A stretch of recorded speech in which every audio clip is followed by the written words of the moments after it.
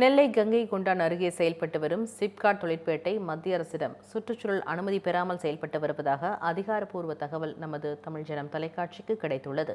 இது தொடர்பான கூடுதல் விவரங்களை நமது செய்தியாளர் சரவணன் வழங்க கேட்கலாம்.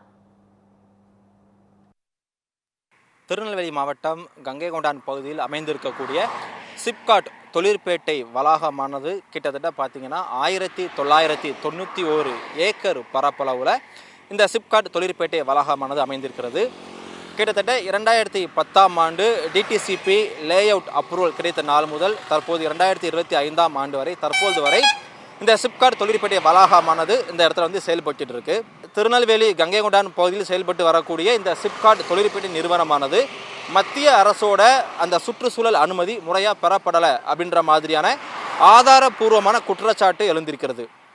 அது மட்டுமல்லாமல் தமிழ்நாடு அரசின் கீழ் பெற வேண்டிய ப்ரீவியஸ் சிடிஓ என்று சொல்லப்படக்கூடிய கன்ஸ்டன்ட் டு ஆப்பரேட், அதாவது இயங்கிக் கொள்வதற்கான எந்த ஒரு ஆட்சேபனையும் இல்லை அப்படின்ற மாதிரியான சான்றிதழும் முறையாக பெற்றிருக்க வேண்டும். அதையும் வந்து சிப்காட் வளாகமானது பெறப்படவில்லை அப்படின்ற மாதிரி வந்து கூறப்படுகிறது. தமிழக அரசு சார்ந்த நிறுவனமாக இருப்பதால் தற்போது வரை தமிழ்நாடு மாசு கட்டுப்பாட்டு வாரியத்தினர் இதற்கு வந்து நடவடிக்கை எடுக்க தயங்கி வருவதாகவும் ஒரு குற்றச்சாட்டு முன்வைக்கப்படுகிறது.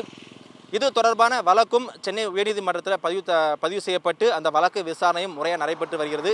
இது தொடர்பாக பேசுவதற்காக நெல்லையை சேர்ந்த சமூக ஆர்வலர் நம்மிடம் இணைந்திருக்கிறார். அவரிடம் சில கேள்விகளை முன்வைக்கலாம். சார் வணக்கம்.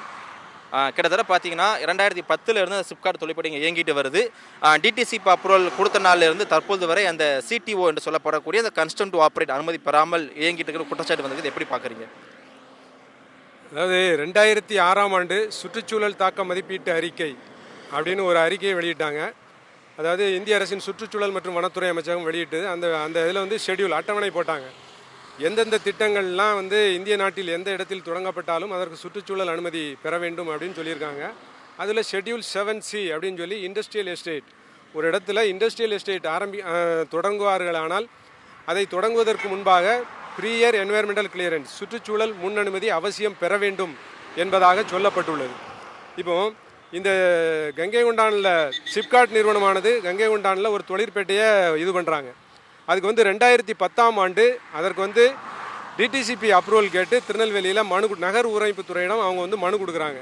அப்போ திருநெல்வேலி நகர் ஊரமைப்புத்துறை வந்து இங்கே வந்து வனம் 3 இடங்களில் வனம் இருக்குது. கங்கை கொண்டான் பார்ட் 1, பார்ட் 2, தாளைத்து ரிசர்வ் ஃபாரஸ்ட், இந்த 3 இடங்களில் வனம் இருக்குது. இந்த 3 இடத்துலையும் புள்ளிமான்கள் இருக்குது. அதனால் இவங்க என்ன சொல்கிறாங்கன்னா, நீங்கள் வந்து இதுக்கு கிளியரன்ஸ் வாங்கிட்டு வாங்க அப்படிங்கிறாங்க. உடனே இந்த சிப்காட் நிறுவனம் என்ன செய்கிறாங்கன்னா, முறையாக வந்து இந்திய அரசின் சுற்றுச்சூழல் மற்றும் வனத்துறை அமைச்சகத்திடம் போய் என்வைரன்மெண்டல் ஸ்டடியெல்லாம் பண்ணி வாங்க வேண்டிய சுற்றுச்சூழல் அனுமதியை பெறாமல் இந்த டிஸ்ட்ரிக்டில் இருக்கக்கூடிய ஃபாரஸ்ட் ஆஃபீஸர், அதாவது அப்போ டிஸ்ட்ரிக்ட் ஃபாரஸ்ட் ஆஃபீஸராக அம்ப்ரோஸ்ன்னு சொல்லி ஒரு ஐஎஃப்எஸ் இருக்கார், அவர்கிட்ட போய் ஒரு பேப்பரில் என்ஓசின்னு சொல்லி ஒரு இதை எழுதி வாங்கி, ஒரு பேப்பர்கிட்ட எழுதி வாங்கி அதை கொண்டு வந்து இங்கே டிடிசிபியில் கொடுத்து அவங்க வந்து இந்த முதலாக லே அவுட் அப்ரூவல் 2030/4/2010 சட்டத்திற்கு புறம்பாக இதுக்கு வந்து லே அவுட் அப்ரூவல் வாங்கியிருக்காங்க. இன்னைய வரைக்கும் இதற்கு வந்து சுற்றுச்சூழல் அனுமதி முறையாக பெறப்படவில்லை. அப்புறம் இந்த சிப்காட் தொழிற்பேட்டையை செயல்படுத்தி கொள்ளணும்னா air prevention and control of pollution act section 21, water prevention and control of section 25, இந்த 2 சட்டப்பிரிவுகளின் கீழ் ப்ரீவியஸ் கன்சென்ட் டு ஆப்பரேட் என்று சொல்லக்கூடிய அந்த 2 அனுமதிகளை தமிழ்நாடு மாசு கட்டுப்பாடு வாரியத்திடம் பெற வேண்டும். ஆனால் இவங்க வந்து இன்னைய வரைக்கும் அந்த செயல்படுத்தி கொள்வதற்கான அனுமதியை பெறவே இல்லை.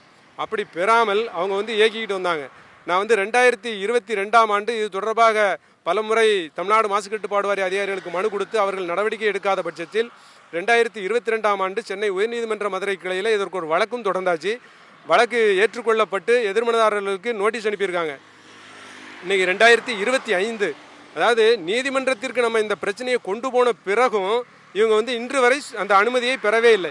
சரி, இவங்க அனுமதி பெறலையே, அவங்க மேல் நடவடிக்கை எடுக்கணும் அப்படின்னு சொல்லி தமிழ்நாடு மாசு கட்டுப்பாடு வாரிய அதிகாரிகள் எந்த சட்ட நடவடிக்கையும் எடுப்பதற்கு முன்வரவே இல்லை. இப்போ ஒரு சட்டத்தை வந்து அரசாங்கம் ஏற்றி வந்து இந்த அதிகாரிகள் கையில் கொடுத்தாச்சு, இதை நிறைவேற்றுங்கன்னு சொன்னால் இதை ஏன் நிறைவேற்றாமல் பார்த்துக்கிட்டு இருக்காங்க? அது மட்டும் இல்லை, மத்திய மாசு கட்டுப்பாடு வாரியம் 2017 ஒரு உத்தரவு போட்டிருக்காங்க.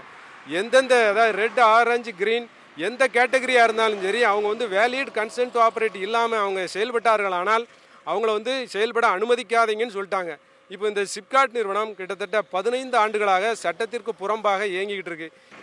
சமூக ஆர்வலர் கூறிய கருத்தை கேட்க முடிந்தது. கிட்டத்தட்ட 2010ஆம் ஆண்டு முதல் 2025ஆம் ஆண்டு வரை 15 ஆண்டுகள் சிப்காட் தொழிற்பேட்டை வளாகமானது சட்டத்திற்கு புறம்பாக செயல்பட்டு வருவதாக ஒரு முக்கியமான குற்றச்சாட்டை பதிவு செய்திருக்கிறார். அது மட்டும் இல்லாமல் இதே மாதிரி அந்த ப்ரீவியஸ் சிடிஓ என்று சொல்லப்படக்கூடிய இந்த அனுமதி சான்றிதழ் முறையாக கிடைக்காத ஒரு தனியார் நிறுவனத்தின் மீது தமிழக அரசு எந்த மாதிரியான உரிய நடவடிக்கை எடுக்குமோ அதே நடவடிக்கையை சிப்காட் தொழிற்பேட்டை வளாகத்தின் மீதும் அந்த இயக்குநரகத்தின் மீதும் எடுக்க வேண்டும் என்பதே சமூக ஆர்வலர்களின் ஒட்டுமொத்த கோரிக்கையாக இருக்கிறது.